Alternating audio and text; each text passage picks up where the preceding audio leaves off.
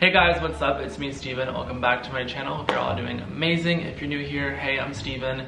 Today I'm doing a story time just because I haven't filmed one in a long time, and I actually love story times. I think they're like very entertaining, especially if the story is a good one. Also, today was just like a gloomy day and I just wanted to be cozy, and I'm just like in a cozy mood. So I just want to sit here and talk to you guys and tell you a story that I've actually been meaning to film for a very long time. And by very I mean like the past 6 months maybe. I tell this story to people in my life sometimes when I'm talking about Mexico, because this does have like something to do with Mexico. It happened in Mexico, and it's just a wild experience that I would never want to be put in ever again. And even before this happened, I had a fear of something like this happening. So it's just a tad traumatizing, and I'm excited to share it with you. I hope you're as excited as I am, because I don't know, it's just a good story, and the point and the moral of the story is that I'm here, I'm safe today. So regardless of what happened, all that matters is that I'm safe, I'm not in that situation anymore, and I will most likely never put myself in that situation again. So let's just get right into the story. Also, if you're new to my channel, please do not forget to give this video a thumbs up and subscribe. Here's a word from our amazing sponsor. Before we get started, I want to give a huge thanks to Skillshare. Thank you guys so much for sponsoring today's video. If you guys somehow don't know what Skillshare is, it's an online learning community with thousands of inspiring classes for creators like you and I. They have classes from graphic design, film and photography, entrepreneurship, marketing. And the class that I've really been enjoying and loving is a marketing class by Gary Vee called Context is Key.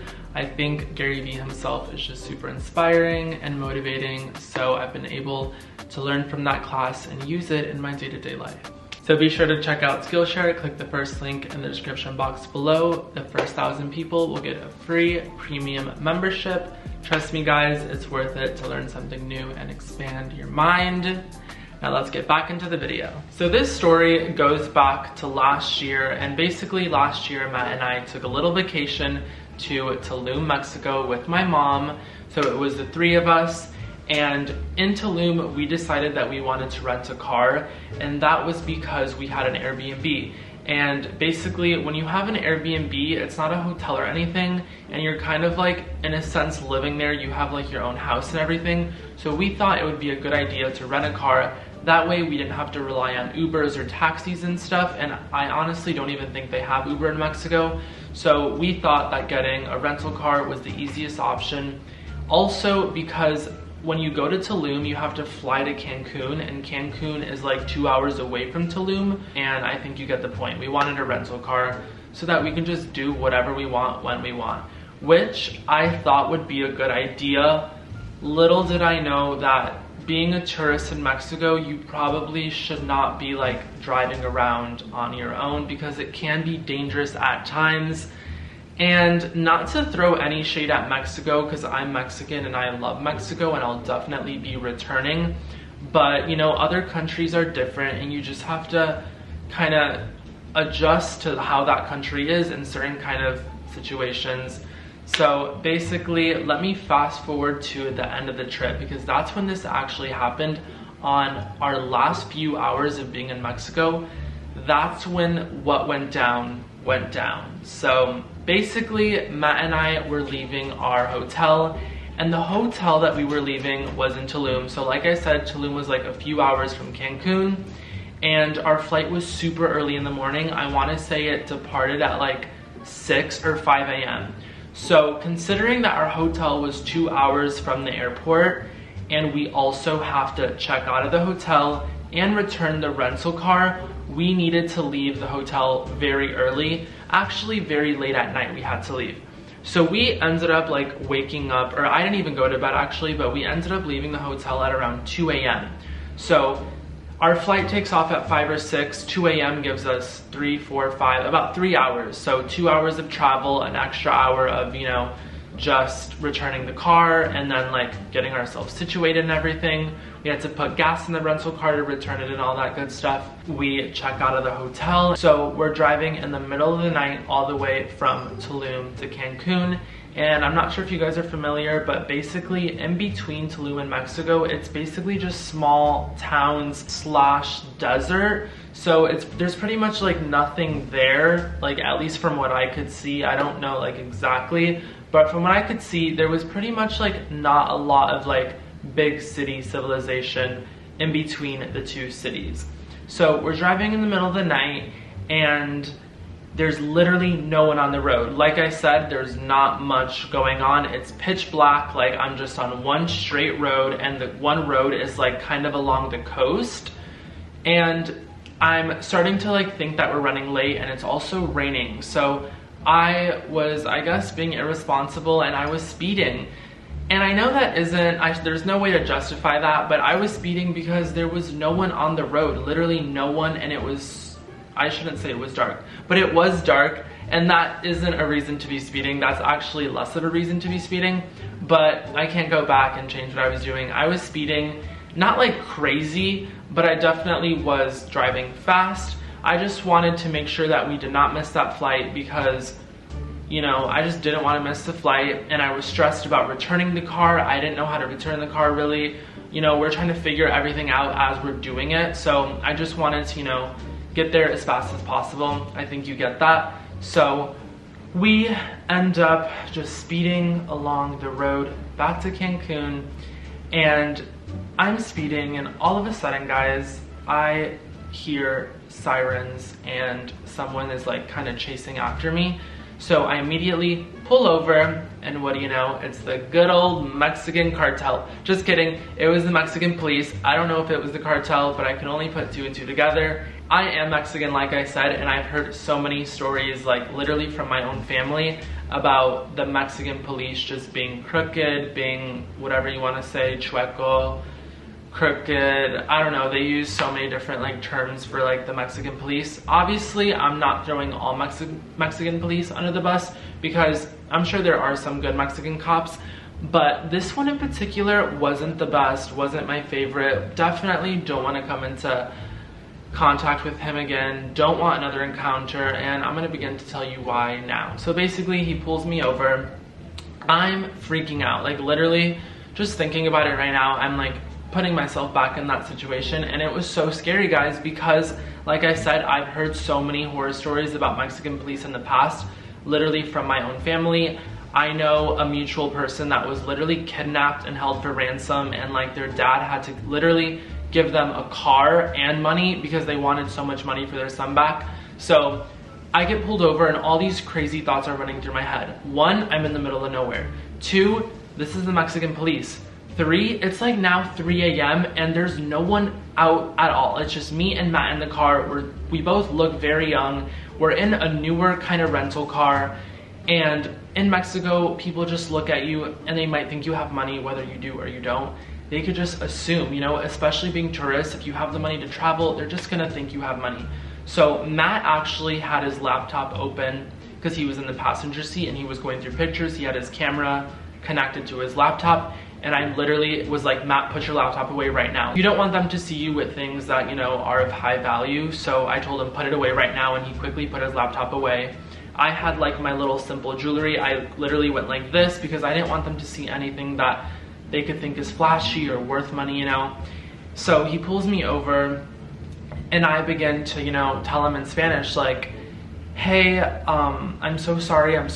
I quickly just was apologizing. I was like, I'm so sorry, like, we're running late to the airport. And he's like looking at the car, like looking at us. He's like really just examining everything. And he's like, where are you from? I was like, oh, we're from like United States, we're just on vacation. He's like, oh, what do you do? I was like, oh, we're students, we're just like on vacation, you know, for the holidays for school. And he's like, oh, okay, like, do you know like that you're speeding? I was like, yes, I'm so sorry, like it's because I didn't see anyone on the road, and I'm just scared to miss my flight, like we can't miss this flight. And he's like, so like what do you do, like what's your job? And I'm like, oh, like we're students. Like he asked me, guys, like literally 3 times, what do you do? And I'm just like, we're students, like, well, like we just study. And he was like, oh, what do you study? I was like, oh, I'm just taking my like core classes, because I was literally put on the spot. I didn't know what to say. I study, and I was also talking in Spanish, and my Spanish isn't amazing. Like I could definitely get by and like converse, but I can't get like into specific like topics, like especially when I'm under like extreme anxiety.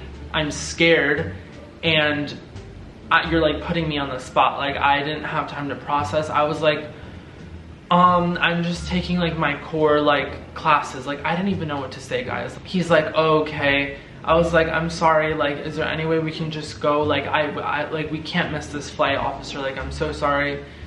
And he's like, well, you're gonna have problems leaving if you don't pay. And I was like, well, I don't have cash, I'm so sorry, like I just don't have cash.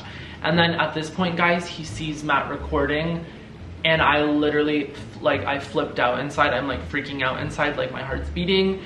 And he's like, is your friend recording? Get out of the car. And at this point, I'm like, he did not just tell me to get out of the car. Like this, like I'm like just like making stories in my head, and I'm like, am I about to stay in Mexico? Am I going to jail? Because when a cop tells you to get out of the car, that means it's like it went from 0 to 100. Like you're telling me to get out of the car. Like can't you just write me a ticket or something? Like you want me to get out of the car? Like why? Where are you gonna take me? We're literally on a path, like a dirt road path in the middle of Mexico. There's not like anything around us. Like where do you want me to go, officer? So he like, I get out of the car and I'm like, I'm so sorry, like he's not recording.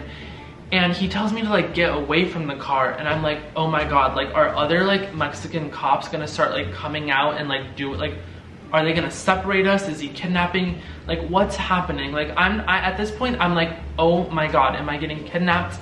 Because like I said, I've heard crazy horror stories of this happening with the cartel, especially like to tourists. And it's like I said, we're young and you just never know. Like I can't really defend myself against a cop in the middle of the pitch black 3 a.m. middle of the night. So he tells me to come to the side. He's like, listen, you're gonna have problems leaving, or you're never gonna be able to come back, so you need to pay a fine. And I was like, but I don't have cash. He's like, that's fine, you're gonna have to pay with card. I was like, okay, that's fine. Like I just can't miss my flight. Like at this point I'm just like doing whatever so that I can leave, because I just need to get out of this situation, and I'm actually worried about missing the flight. Like I said, I didn't know exactly how returning the car was gonna go, so I just wanted to get there as early as possible so we didn't have any complications. I have a history of missing flights, so I didn't want that to happen. So he pulls out his literal phone, guys, like an Android or something. And I don't know if you guys know what these square things are, but you literally attach them to your phone and you can like swipe a debit or credit card.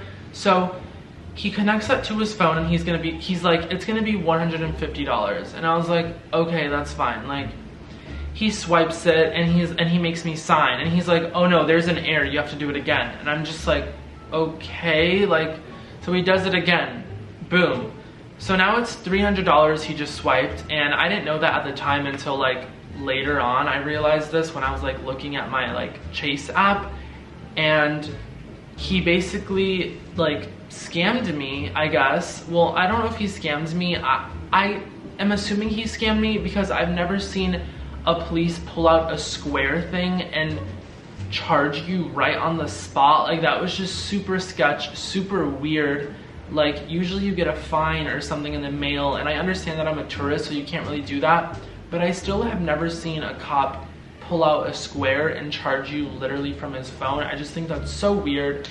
And he was just the most sketchy, weird cop, and I can just tell he had this like not very nice intent, and it was kind of just like he was basically just taking advantage of me, because any normal cop would have been like, oh, you're a young tourist, I get it, like you're on your way to the airport and there literally is no one on the road. It's 3 a.m. and I wasn't speeding going like 100 miles per hour, guys.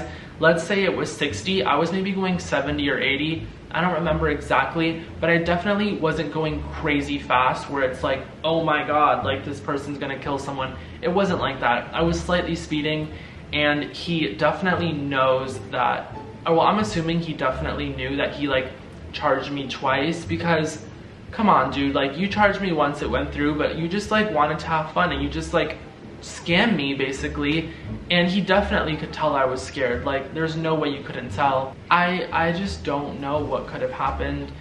if like I didn't speak Spanish. I'm so thankful that I spoke Spanish because that definitely helped me just like navigate myself through the situation and just get through it. If I like didn't speak Spanish, I really don't know what would have happened because I don't really think he spoke English. And also, if I didn't have the money to pay, I really don't know what would have happened, because he literally said, if you don't pay, you're gonna have trouble leaving. Basically meaning like you're not gonna go, or I might arrest you or something, which is like actually so terrifying. I'm so thankful I have the 150. And what I learned from that is I will never, I don't want to say never, but most likely I will not get a rental car in Mexico again, because I realize you just like need to be with the local, or you need to be with someone, and not, especially when you're young and you're a foreigner, you just don't want to be alone, because these cops definitely will manipulate and take advantage. And I'm thankful that that cop actually let me go. I could have had like a very bad cop that literally could have kidnapped me, or like I said, kidnapped me, held me for ransom, or he could have just straight up robbed me, held me at gunpoint, took what we had in the car. I'm glad that he didn't like want to go through the car. And I think that's because like I really was very apologetic. I was very nice and just like cooperative, and I like wasn't trying to like put up a fight or defend myself or anything. Point is, he let us go, and the next time I go to Mexico, I'm definitely just gonna take a shuttle on over to the hotel or whatever. And it was just really annoying to leave Mexico with that being the last thing happening, because for the most part we had an amazing trip, and that just put such a sour, like bad taste in my mouth for like Mexico. Does that make sense? But it just didn't like give me the best last impression, I should say. But regardless, I'm still gonna go back to Mexico. Like, I love Tulum and I had an amazing time there besides that little situation.